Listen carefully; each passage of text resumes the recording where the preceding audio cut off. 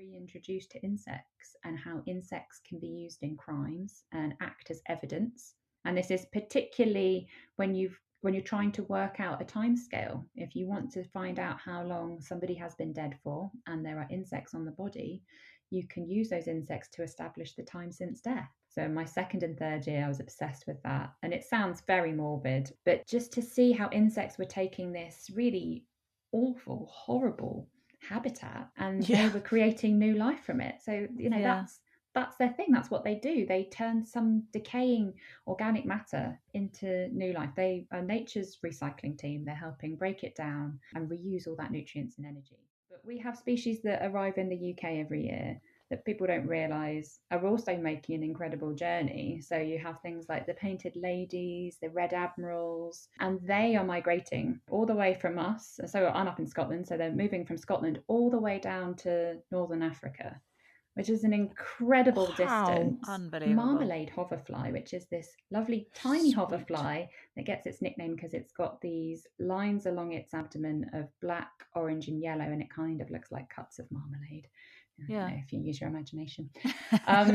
They're doing a similar migration. They're going from the UK across Europe down through like the Pyrenees, and they're going, some of them making it as far as Northern Africa. Wow. They're using the air currents. But what's remarkable is that the females wait until the wind is going in the right direction and before they take off. Otherwise, they don't want to be blown in the wrong direction.